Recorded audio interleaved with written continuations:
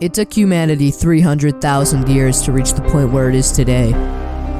But you have to wonder, if we were just 1 second ahead, 1 second behind, a couple inches away, how different could the world really be?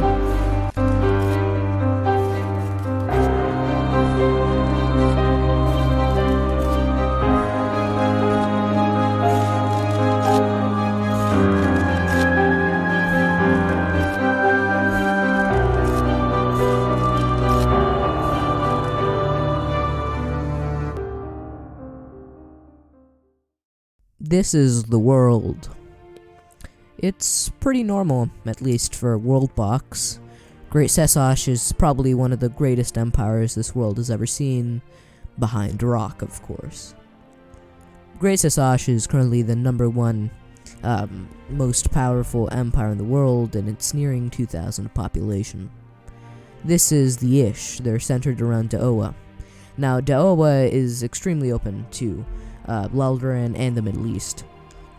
Another thing, the Ish is probably the longest empire of all time, going from Daoa to India, even though Rock's empire, again, might have been longer than the Ish's empire. After this is Upadok, who managed to take over all of Africa and the Middle East, except for, of course, Madagascar and a bit of Northern Africa. Right now, their capital in Ufto is doing a terrible job at keeping them together. They're extremely unstable.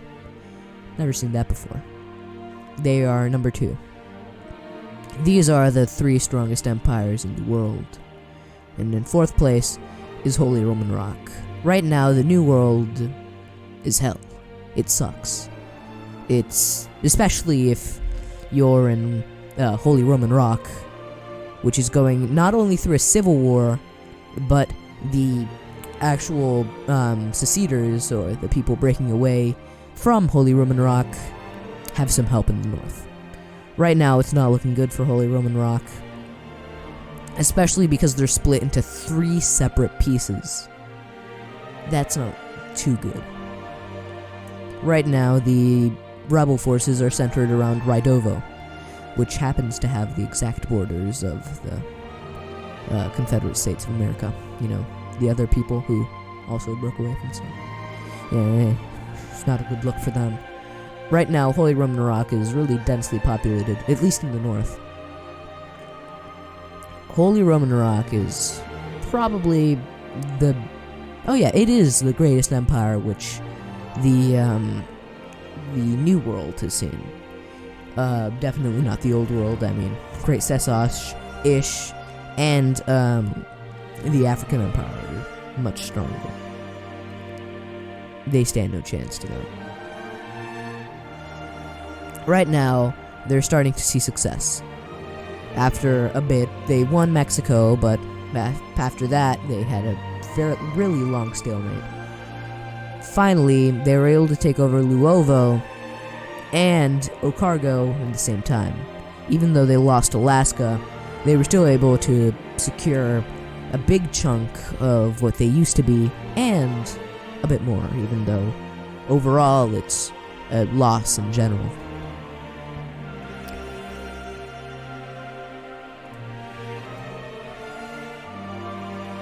Right now, the previous offenders have been conquered, and Rock, Holy Roman Rock, is looking to do a little something in South America. Right now, the Ufto government has been split in half, with Kahadron separated, and Pakistan got hit by a meteor for some reason. This is the Russian Far East. It's divided, and there used to be an empire here, and now there's even less of an empire here. A meteor has struck down the Russian Far East. People are on fire. People are running. It's chaos. And it's pure suffering.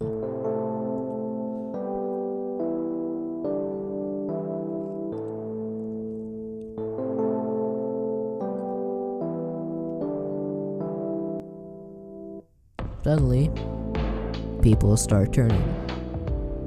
The undead have risen.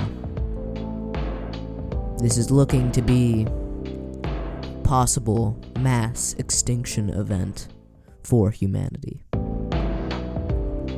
It is not only is everything on fire, but everything is dying. The Russian Far East is pure suffering. Holy Roman Rock, having failed to take over Takeki, the revolutionary forces, are looking for a victory to really boost their morale. Right now, there's no good place to expand to other than South America, where Holy Moby is a very weak empire. Holy Roman Rock moves all of its forces down into Sogo, and eventually they take it, expanding their South American colony into, or giving it a coastline, and more importantly, a shipping yard, or dock. That victory won't be able to be celebrated for long, because a meteor just hit in Argentina. All of Rock's forces were down here securing the colony, but it looks like now all of Rock's forces are starting to turn, leaving Rock with 0 military and 0 forums to attack the threat in South America. Cities are being destroyed in South America, and the Rock's little colony here in Bolivia is getting overrun. It is not a good time to be alive right now. Right now, Central America is the only way for these zombies to get to, North America, where most of the stuff is going down. Right now, you can tell that the king is kind of panicking. It's like nobody wants to go down south, because they know that down south is just brutal murder. You can even see here in Central America, zombies are starting to enter North America.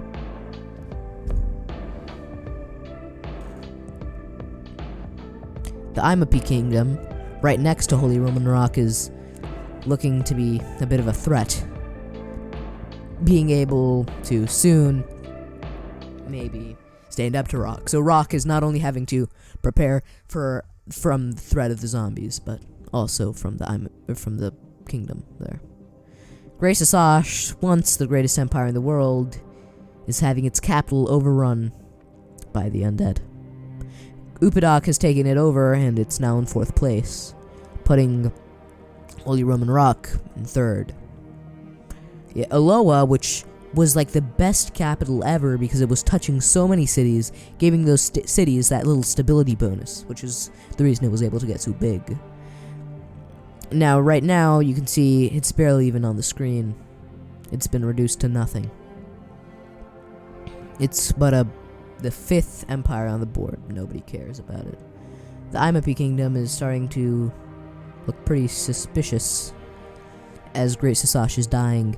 You can see here there's a kind of an empire centered around Great Sasash, and I'm pretty sure they've already gone to war. Same with the Ish. They've already started to collapse.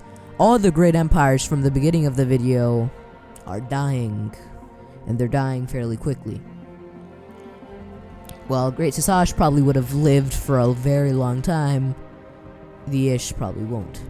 And Takeki, in collaboration with the Imapi Kingdom, is taking back not only its old lands, but are still at war with Holy Roman Rock.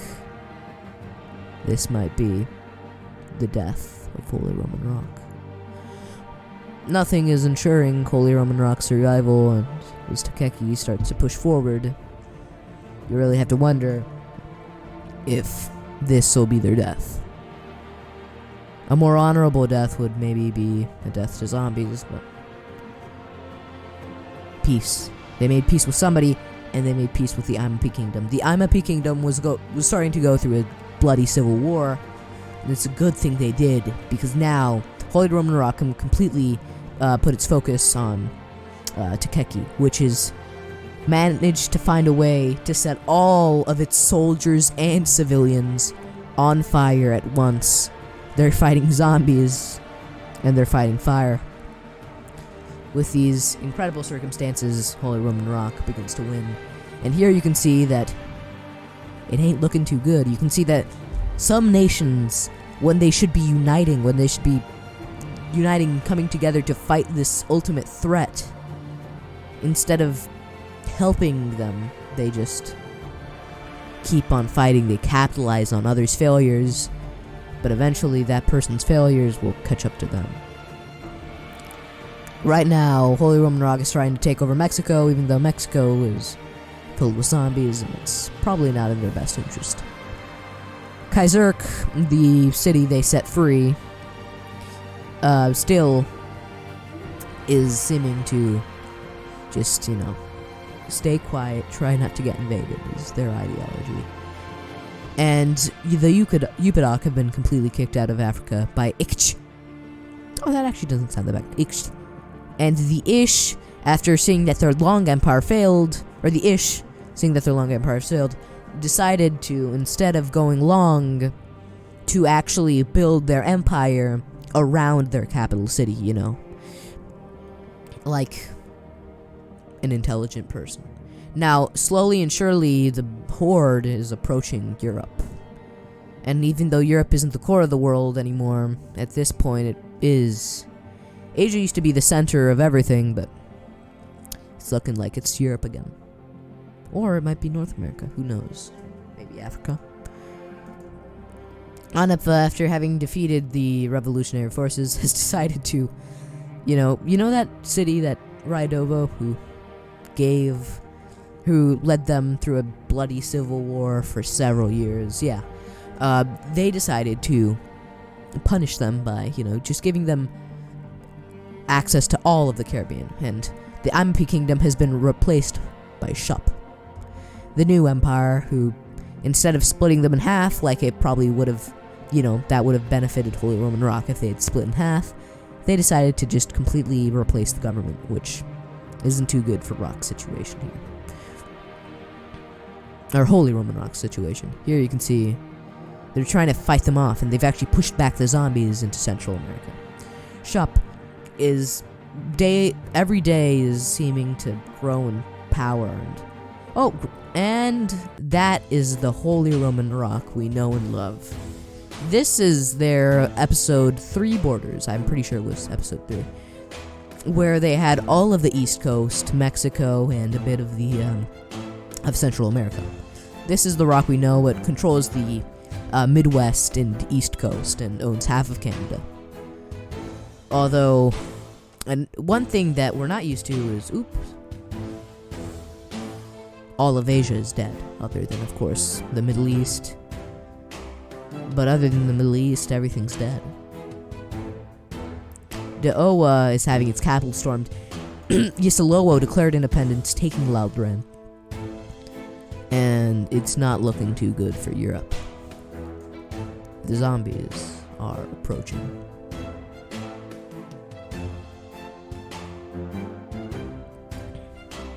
Now that the zombies have stormed the Doan capital, they're pushing everything. And Holy Roman Rock has declared war on Shup, winning immediately. Right now, it's going to be very hard for Shup to find a place to get soldiers from. Okay, so Holy Roman Rock loses, sort of the Great Plains. California is under siege. The north, that northern city they took is also under siege. Kazurk, and Anapa, the capital, the first city in all of the Americas, has been completely encircled. Mexico, or I don't know, what is that? I guess the Great Plains Part 2 has been taken.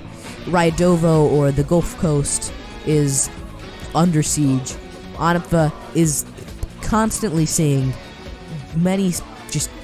Anapa's fighting them off, as their king, just cowers in fear in Newfoundland. California falls. All that's left is Anapa and the Gulf Coast. There are soldiers occupying them, but they haven't taken over the city. Raidovo, the Gulf Coast, is being taken over. Probably gonna fall any second now. And there they go. It's just Anapva and this massive Shup Empire. Now, Shup should probably be very, very unstable right now, but as the new slogan, which they actually get from the new update, with blood, with sea. Holy Roman Rock has collapsed. Holy Roman Rock is dead, and Laldran is also dead. The first city that this world ever saw, and for a very long time, the greatest city, has collapsed. Yasalo is about to rock, or at least Rock's starting place is dead. Now, Rock never actually got to colonize the Americas. But whenever Africa falls, all evidence that Rock was ever a thing will be no more. You can see that it almost looks like the ground is moving and it's just zombies. North America is about to be split into two parts, and once Anapva falls, its Holy Roman Rock's legacy will be dead as well. You can see I'm having to spread it a bit. Just like that, not only is is all of Eurasia fallen, but Africa. Humanity started in Egypt, and now death is coming upon Africa from Egypt. It's terrifying. Africa being split in half, Temgo, the capital of the African Empire, is slowly but surely falling. Kadran is also falling. Yamogo are about to collapse, and here they go. Temgo will collapse too, and when Kadran falls, everything that Rock ever did or made will and is dead. The old world is dead,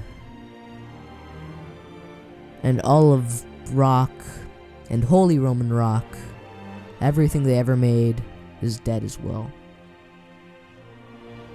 There is no evidence that Rock was ever a thing anymore. All that's left is Africa and northern Canada.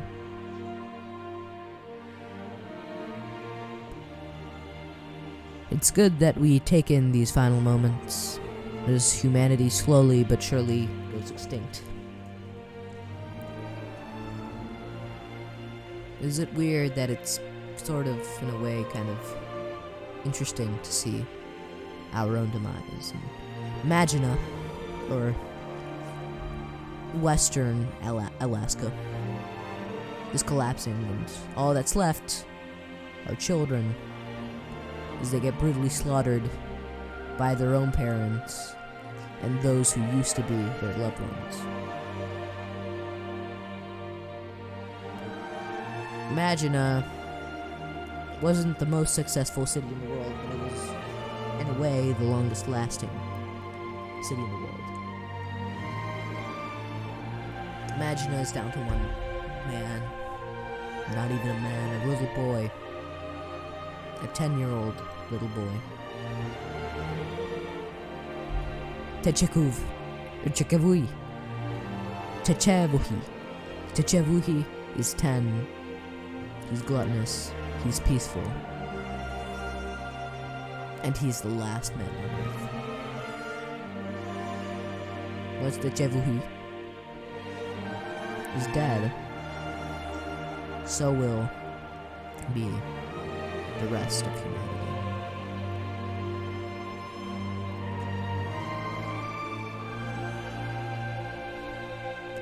And Techevuhi, who turned out to be a woman, grew up in her last second. She grew up, I'm assuming she turned 13 maybe. And just then she was struck down.